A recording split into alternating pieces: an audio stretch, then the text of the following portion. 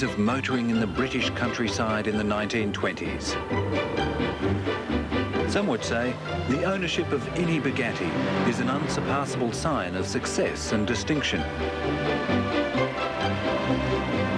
The motor vehicles designed and built by Ettore Bugatti, born in 1881, brought up in Milan, and achieving outstanding success on the Grand Prix circuit, demand premium prices and attention.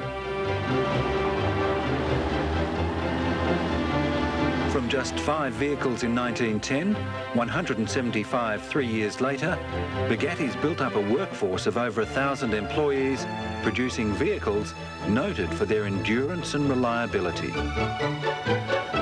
1924 Type 30 is the first production model using a 2-litre 8-cylinder engine.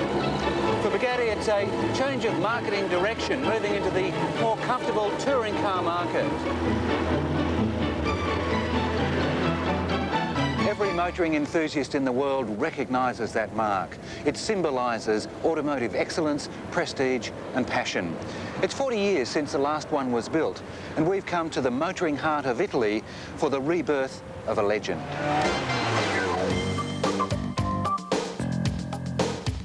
And this is what the first Bugatti since the early 1950s looks like. It's one of 5 prototypes of what's to be called the EB110, to commemorate Ettore Bugatti's birth 110 years ago. Already, it's been dubbed the supercar. As you'd expect, the born-again Bugatti car company says the production model to flow from this will be the best sports car ever built. We've come to test that claim. Loris, can I drive? Oh, no. God, I just want to take it for a spin. Creating the EB110 is the passion of Romano Artioli, chairman of Bugatti Automobili. He too is maintaining the mystique, or is it just a clever Italian marketing ploy? Can you show me this one over here? No, this part, please, is forbidden. Mr. Artioli used to be a Ferrari dealer. Now he's hell-bent on outdoing Ferrari in every way he can. If you want. And though he's prepared to let us see some of the work on the new Bugatti, titillation is an important part of this motoring game. Yes, yes.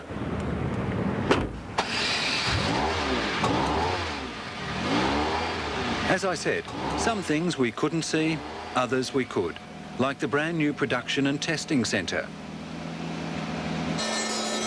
And unlike most production lines, it was heartening to see that the human factor has not been spurned.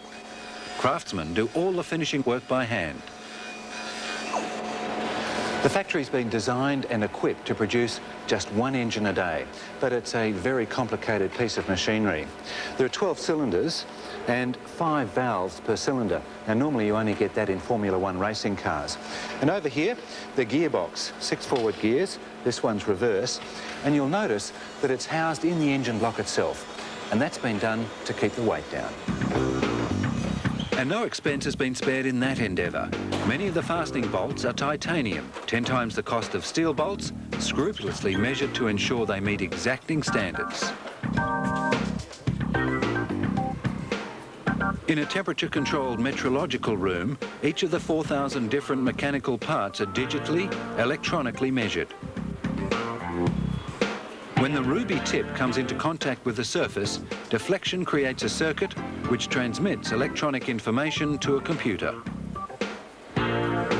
It's a complicated but very precise procedure, giving a 3D assessment of each part accurate to within 1,000th of a millimetre.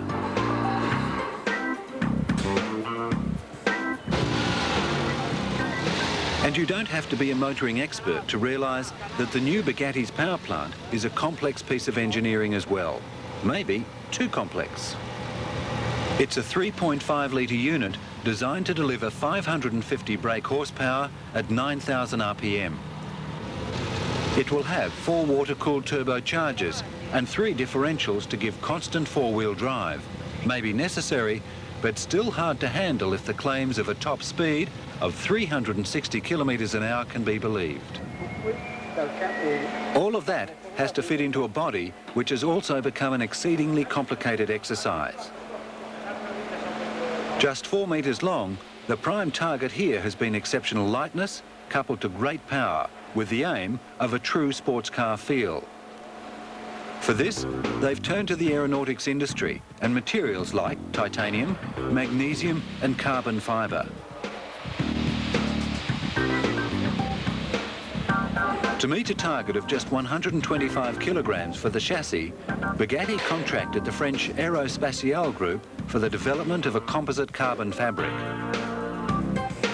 Carbon's also used in the brakes. The coachwork is aluminium.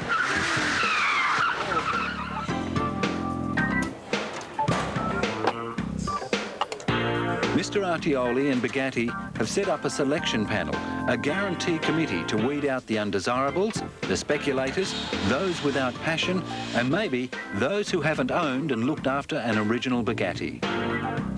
So, if arrive a man with a bags with money, we don't give the car. If the committee tell us that these people is not the right people for us. The name of the first owner will also be stamped forever into the chassis. Bugatti wants to have an influence on who subsequent owners will be if the first owner ever decides to sell. It's a sort of ongoing elitism.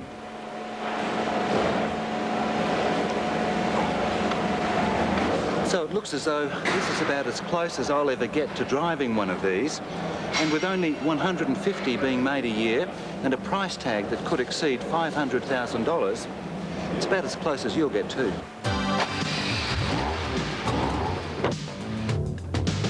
Though Bugatti has agreed to let us get closer to the vehicle than most other outsiders, the test facility around their headquarters isn't quite the same as being on a real test track or on the open road. But beggars can't really be choosers, and one is thankful for the competence of their senior driver and the fact that we're not reaching anywhere near top speed because there's still a lot of fine-tuning to be done. The man it's named after, Ettore Bugatti, died in 1947. Some say he was more of an artist than an engineer who made more claims about his vehicle than could be justified. In the 1990s, the claim is that the EB110 will be the world's fastest production GT coupe. Whether it is or not, nobody can doubt Bugatti is back.